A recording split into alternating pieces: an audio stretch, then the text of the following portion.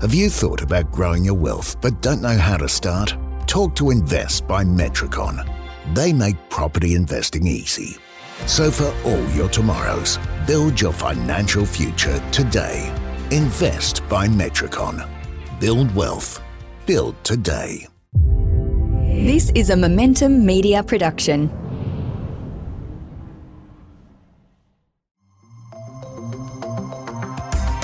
Welcome to the Smart Property Investment Show, the podcast by investors for investors.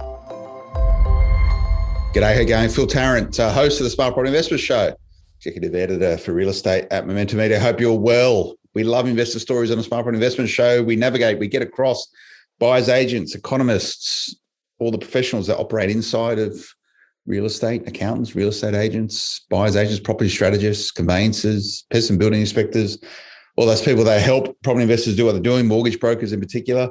But Investor Stories is the heartbeat of the Smart Property Investment Show. Today, joining me, he's going to be a good chat, Douglas Lazikirk. I got that right, Douglas. How you going? That's right. Going good, thanks. Yeah, that's right. Good effort there. Where's the name from? Lazik is Serbian. My grandfather was born in Serbia. Okay. And Kirk's just from Great Britain back in the day. Okay. Did he sort of stick two together, or did he go, this is a made-up name, or? My mum's last name's Lazik, so Okay. she kept that, and my dad's last name's Kirk, so they just combined it, really. That's pretty cool. And so your mum and dad both use the same last name as well, and you? Well, my mum and dad are divorced now, so okay. they've gone back to their original names. There we go. I sort of got into that. But how are you, mate? Where are you recording from today? I'm on the Central Coast, New South Wales. Beautiful spot here, so that's where I'm recording at. And that's where you grew up as well? No, I've been here all my life, yep. Okay. So what do you do for a living, Douglas? I have two jobs. My first job, I work at Woolworths. I work in retail. I work in a bakery. I do that casually, and I've had that since I was 15. Yeah. And I also work as a casual school teacher on the Central Coast as well. And I've had that for about 5 years now.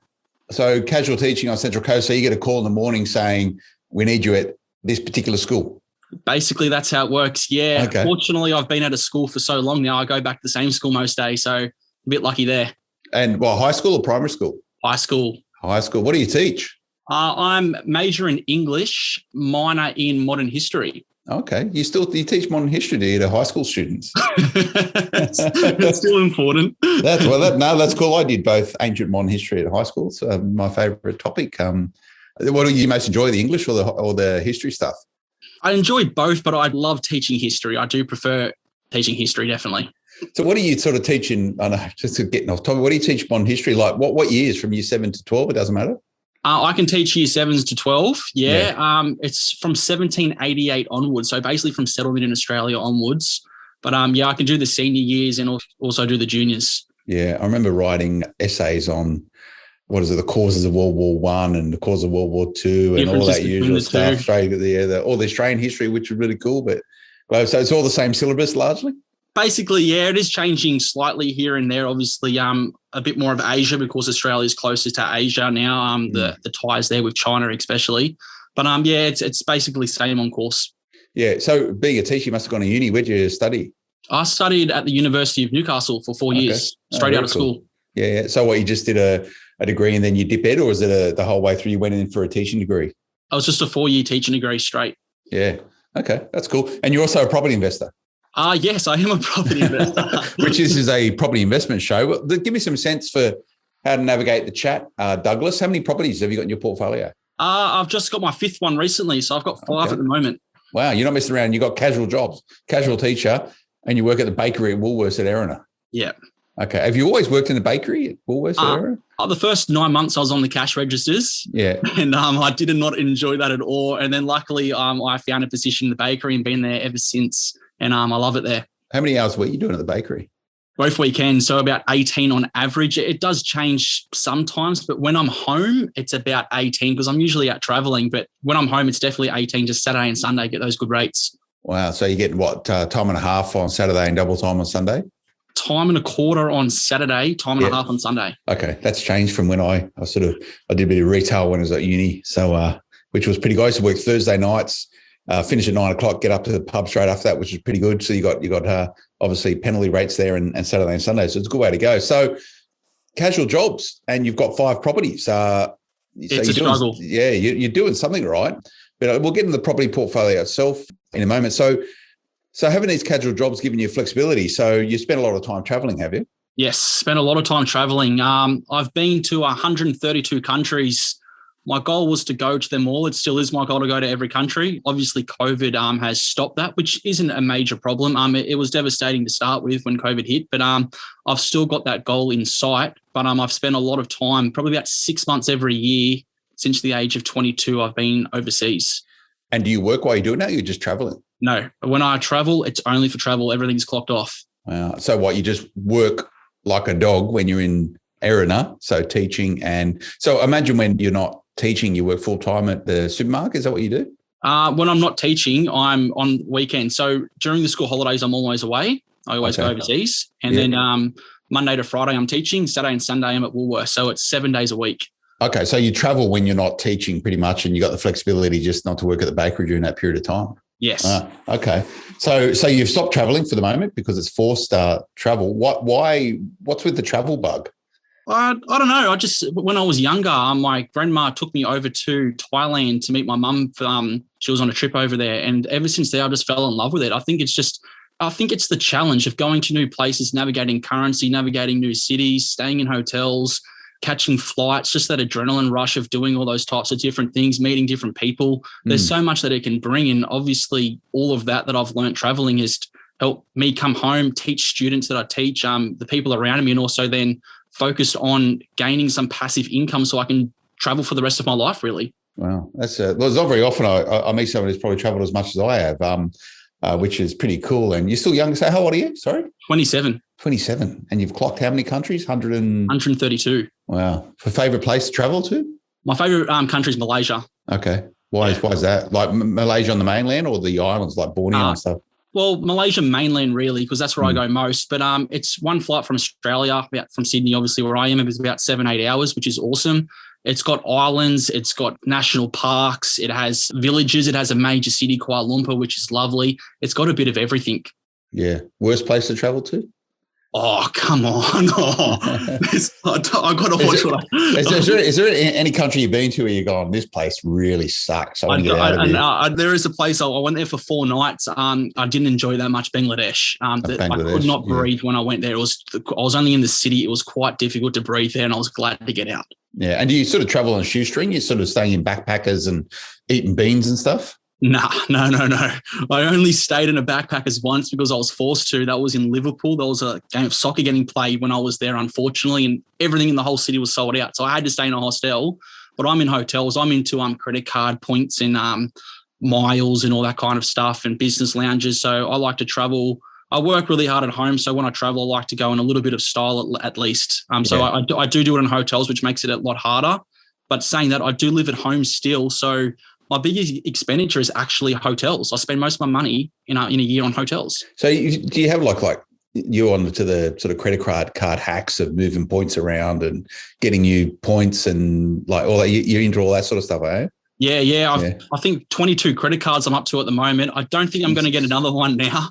But, so you actually have 22 credit cards? Oh, yeah. Most of them, I think I have 4 right now that are active. The rest are all cancelled. So I'll get the points. Use and abuse that as much as I can. Just working with the banks, really, just getting over the line. It does decrease your credit score, which is why I've sort of stopped doing it because there was a little bit of a dent in my credit score, but it's nothing major. You can always work around that.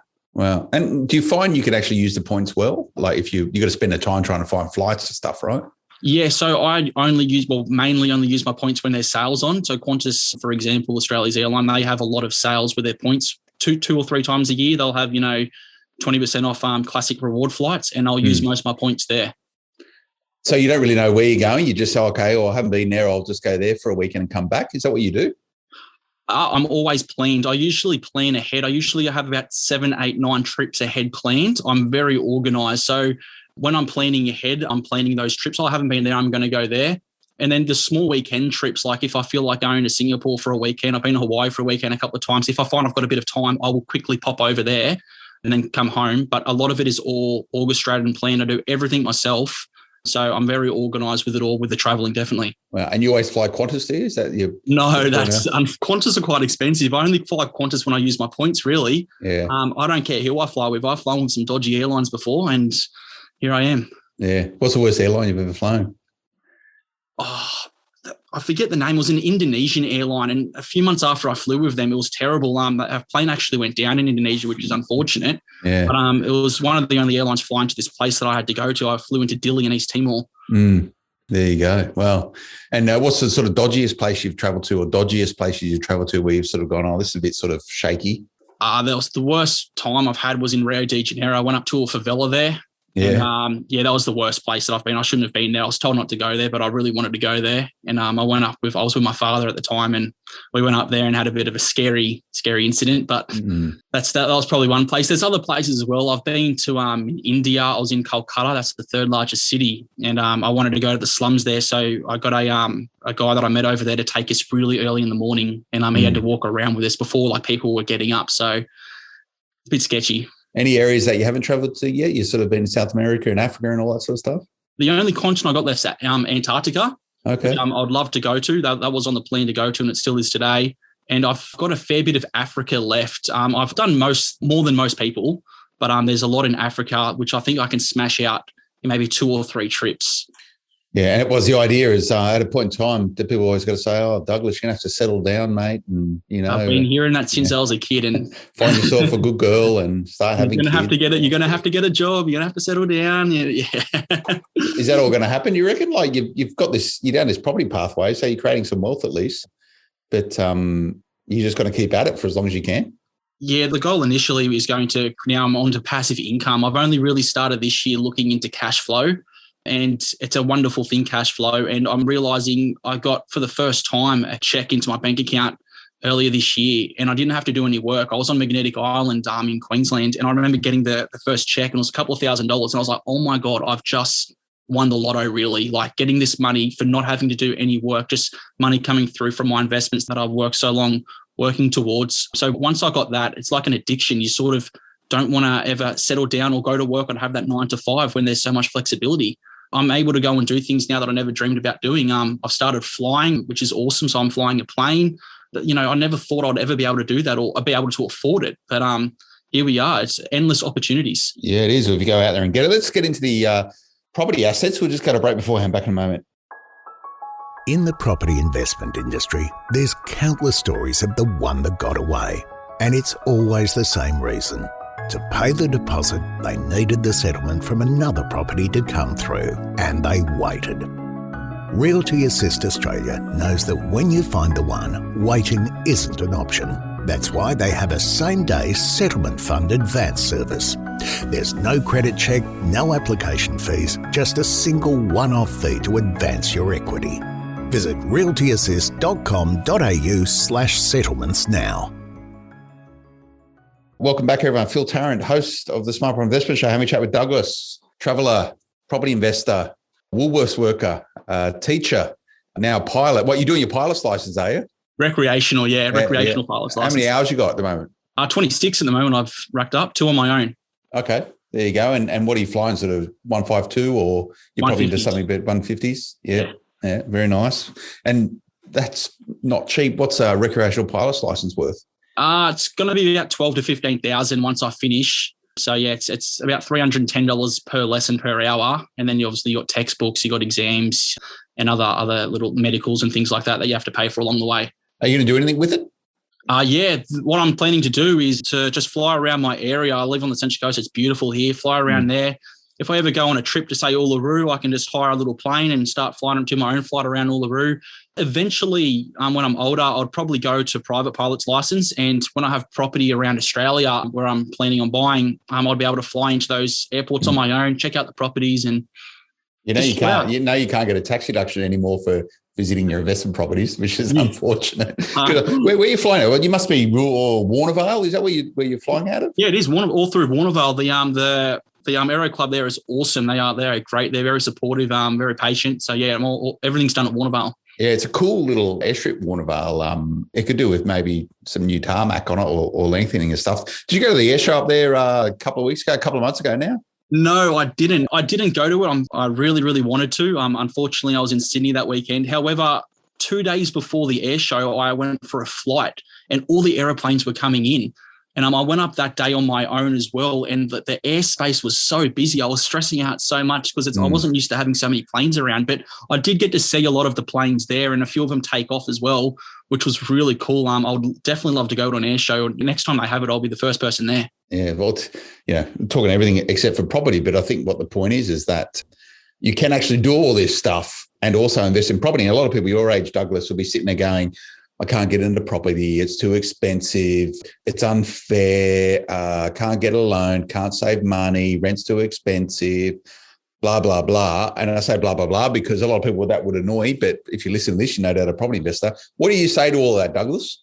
What I say to that is there is so much opportunity out there. Obviously, there's not enough research. It's so easy just to complain. You can complain as much as you want. What you just said nails it on the head. I hear that so often, especially now that people see that I have some property making a bit of money. It's so hard to get into the market. Obviously, they're looking into the wrong areas. Just a quick statistic there. If you go onto realestate.com right now, which is Australia's largest real estate website, between $200,000 and $300,000, which is like what I'm looking at when I look to buy a property, just in New South Wales alone, 400 square meters. So you've got a bit of skin in the game with land. There's 547 properties for sale between 200,000 and 300,000.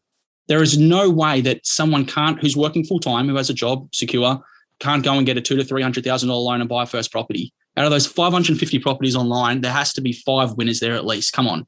So well put, but and you're saying that though, in like some people go, well, you still live at home, right? But mate, you've travelled to umpteen, countries, you're flying, you're working hard.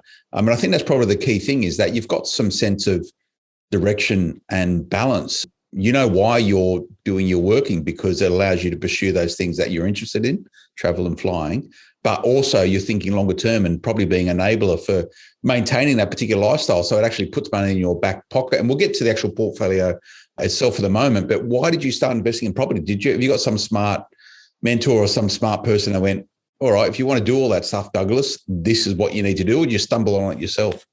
I didn't really have anything. I came from a normal family. They just had the one family household. Didn't really have many property investors around me at all. And I think that can be seen as a positive rather than a negative as well, because, it's something that I wanted to break out of. I didn't really have a mentor at all. I just watch a lot of YouTube videos. Every YouTube video on property investing I've watched, every YouTube on how to make money, how to make passive income. I've watched every type of video. It's all self-taught there.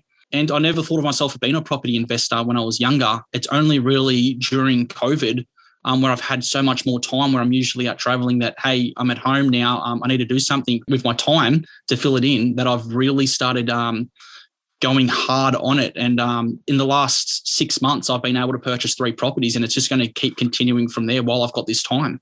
So you've bought all that 3 properties in the last 6 months. So COVID's sort of given you time to look at property as an asset class to keep investing in. But like, you're not missing out on stuff. Do you blow your money sort of at the pub on a Saturday night with your mates sort of drinking beers and stuff? Is that your thing? No drinking. I don't drink alcohol. No drinking, no alcohol, no drugs.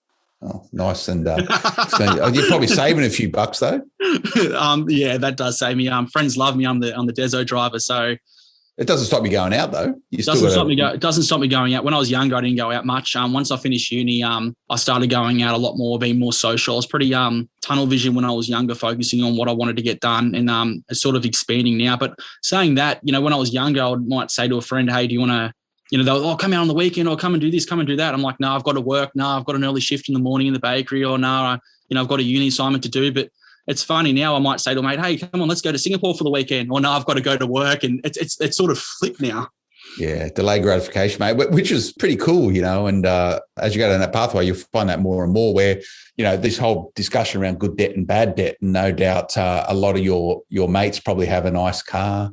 Of course. Or they've got all the mod cons. They're probably overspending in that regards rather than sort of putting their cash into assets. But do they actually get what you're doing as a property investor? Do you talk to them about your property portfolio, or you just sort of play it cool and don't really sort of fill them in? I don't think a lot of people know what I'm actually doing and the work that goes into it. I think more so now that I've got 5 properties, more people are listening or questioning and are interested. But when I first started, which is really when you do all the grunt work, the foundations, back then I was sort of just on my own, and I didn't really talk about it to many people because not many people are interested. But until you start getting results, that's when they start to become interested. Yeah. Can you bake a good bread at home? Do you know how to do it? I pack bread. I don't really bake it. The bakers, the apprentices go in and do all that, and the bakers, and then I just come in at 5 a.m. in the morning and pack it. How do you sort of, no doubt it's probably not the most mentally challenging job. I'll probably put it that way, packing bread coming out of the oven. So how do you sort of keep connected and engage with it and turning? And I reckon, I imagine if I went and sort of spoke to your manager, they go, Douglas is a great guy. He's always positive. He'd probably have all the things which like you've been doing it for so long. Do you still enjoy going to work? I still enjoy going to work, and it's actually, I'm starting to decrease my hours then only now for the first ever time where I'm starting to take one day off on a weekend. This is only recently in the last month or so. But what gets me going there is, it's funny you say that, the best ideas that I've ever had in my life have come from packing on that bench. And that's why I go back there. I pack on that bench. I'm on my own. I'm just smashing away packing bread, which it's just a repetitive job. And I'm quite good at what I do, hence why I always get work there. But that's where all my ideas, I'm like, I don't want to be packing bread in 7 years' time. I want to be out traveling. So, and I'll go home, I'll write ideas down, and it's just that motivation at that bench that really gives me those ideas. And I go back sometimes because I know, hey, what idea am I going to get today working at this bench? And that's really good. And in many ways, it's sort of some people need to meditate to actually have that sort of thought pattern or ideas, or it's probably quite cathartic sitting there just doing it. I've done similar jobs. I have never packed bread, but I've done jobs which are just absolutely repetitive. But you just get into a zone where you don't actually think what you're doing, and you can just let your mind wander, right? And it's sort of the repetitive, cathartic nature of process allows you to escape that and start thinking. And it's good that you're channeling that way, because I know a lot of people will be sitting there going, I don't want to pack bread. That's boring when I want to be out. But they'll be the people complaining about not investing in property. That's right. I've seen a lot of people come and go on that job. Don't you worry. Not many stay. But how long does it normally take you to train a new? If I was going to rock up on the bench, you said, Phil, welcome to Erina Woolworths. I'm going to teach you how to pack bread. How long will it take you to train me? I reckon within 3 months you won't be too bad. But packing bread is like a marathon. Anyone can really do it, but it's how fast you can get it done. It's how fast you can pack that bread. And I've got consistency for the whole 6 hours. I'll smash out 6 hours really, really fast, like running a marathon. But a lot of people can sprint. They can pack fast for an hour, and then they will just go down and decline. How many loaves would you pack in a shift, 6 hours? Like I'm thinking like, you put in the bag, spin around, put a thing on it, and then put it into a thingamajigger. Maybe 1,200 pieces of 6 packs of bread, and there's all the different varieties, grain, wholemeal, and whatever. Yeah. 1,300. It takes about 5-6 hours to pack a full production for me. And does that normally happen like on a Saturday morning? So the bakers get in there at some ungodly hour, and then you're in there at 9 o'clock or 8 o'clock? Bakers are in at midnight. I'm in at 5 a.m. So I need to get some product on the shelf before they open. Yeah. Well, there we go. We're talking about bread packing, but no doubt. And there's something from this. You probably understand the value of process and efficiencies and getting things done on time in the right order. And the same thing absolutely applies in property investing. And let's get into that. We'll go to another break, back in a moment. The mark of financial success isn't about getting bigger, better, faster, or more. To Paul, success is freedom. Freedom to spend more time with his family, or giving back to his community, or just more time to go surfing. Paul Glossop, an award-winning property buyer and regular guest on the Smart Property Investment Podcast, has taken the lessons he's learned building a multi-million-dollar property portfolio and laid them out in his best-selling book, A Surfer's Guide to Property Investing. For a limited time, get your free copy of Paul's award-winning book and receive a roadmap for building both lifestyle and wealth through property investing. Grab your free copy today at purepropertyinvestment.com. Welcome back, everyone. Phil Tarrant, host of the Smart Property Investment Show, chatting bread packing and property with Douglas. And it's nice to make a nice segue around bread packing processes to channel out with property. So let's talk property. 5 properties. Where are they? Let's start number 1. Number one, I bought next door to my dad in Erina. Okay. Yeah, the guy next door wanted to sell. My father was just retiring at the time, so he wasn't able to go and get a loan. So I went up to the bank with my dad, and we tried to get me a loan. And, he said, what do you do for a living? And I said, I work at Woolworths as a casual. I'm just about to finish my degree. He said, go work full-time at Woolworths for a couple of weeks, couple of months, and then come and see me and you'll be able to go get that loan. So I went full-time at Woolworths for a couple of weeks, got some pay slips built up, which, the pay slips are very important in the process of getting finance. and I was able to secure my first property. What'd you pay? 280,000. And was it like a sort of 3-4 better house? 1950s, 2-bedroom. Okay. On how much land? 700 square meters. So I reckon, is your old man still owned a place next door? He's still next door, yeah. Okay. Well, I reckon you've probably done pretty well at that. What's that worth now? That's the third property which I got, which I cut the property in half and I put a granny flat at the back. I've put about 200,000 into it. So 480 in total.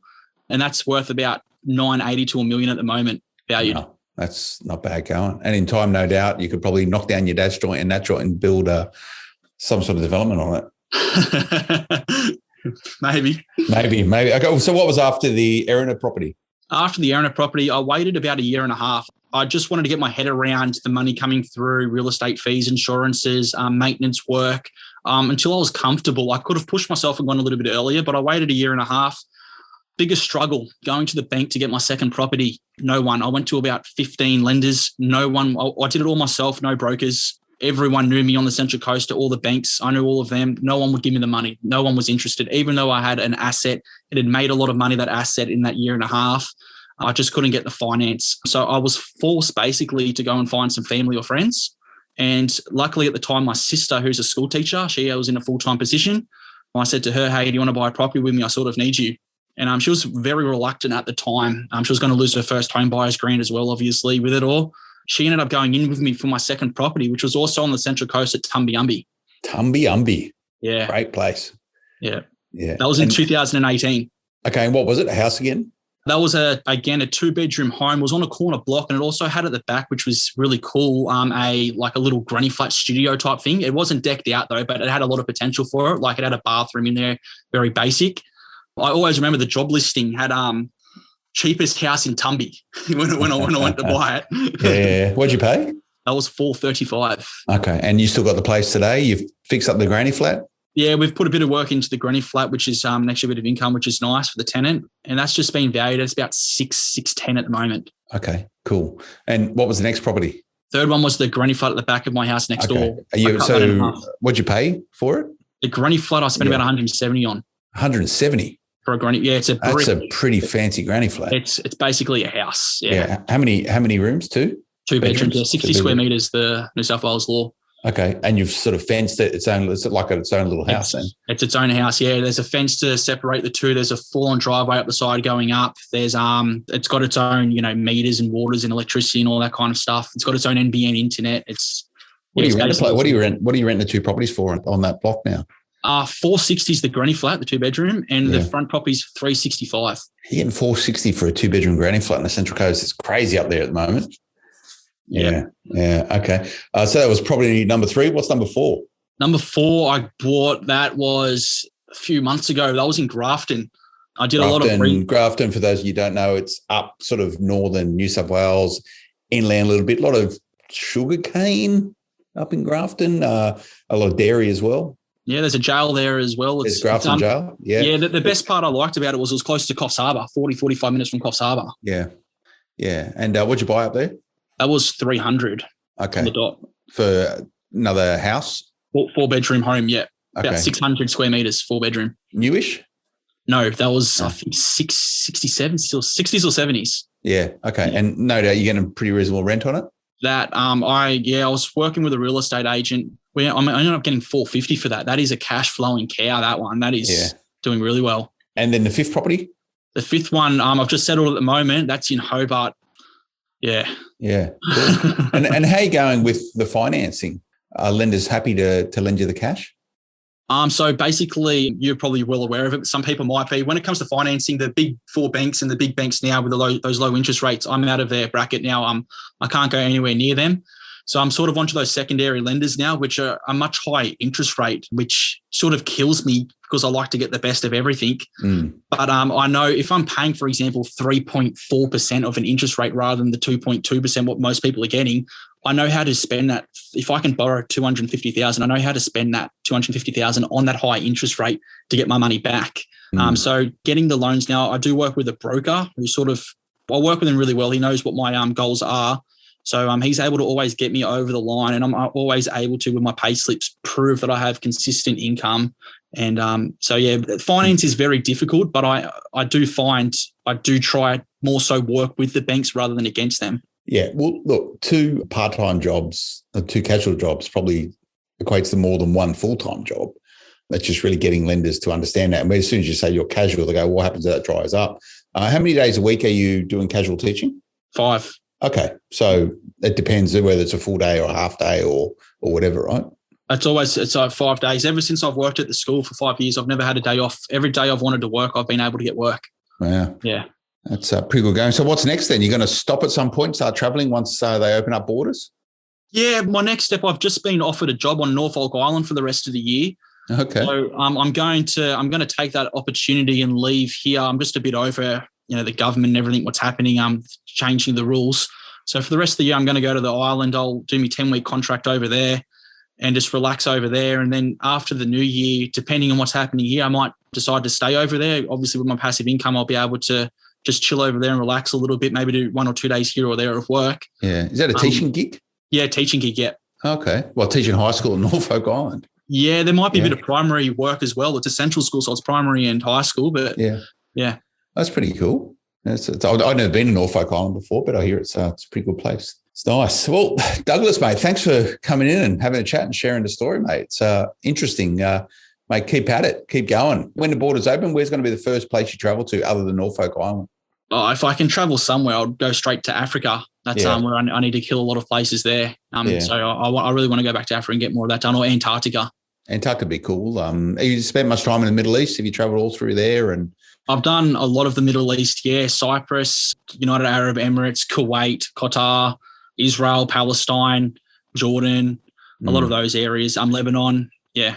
You have to start thinking about trying to get into your Saudi Arabias of the world, mate. If you can manage to blag your way in there, it'd be pretty interesting. But look, Douglas, mate, keep connected, keep in touch, keep at it. Great story. Goes to show what can be done. Awesome. Really appreciate it. Good effort. No worries. I hope you enjoy that, everyone. If you want to come and chat with us, we do enjoy the investor stories. You can contact the team editor at smartpropertyinvestment.com.au. Please remember, keep those reviews coming wherever you listen to it, on iTunes or otherwise. The team get a real kick out of knowing what we're doing here is helping you out as property investors on your property investment journey. Social media, Smart Property HQ is where you find us. We'll see you again next time. Until then, bye-bye. The information featured in this podcast is general in nature and does not take into consideration your financial situation or individual needs and should not be relied upon. Before making any investment, insurance, tax, property, or financial planning decision, you should consult a licensed professional who can advise whether your decision is appropriate for you. Guests appearing on this podcast may have a commercial relationship with the companies mentioned. In the property investment industry, there's countless stories of the one that got away. And it's always the same reason. To pay the deposit, they needed the settlement from another property to come through, and they waited. Realty Assist Australia knows that when you find the one, waiting isn't an option. That's why they have a same-day settlement fund advance service. There's no credit check, no application fees, just a single one-off fee to advance your equity. Visit realtyassist.com.au/settlements now.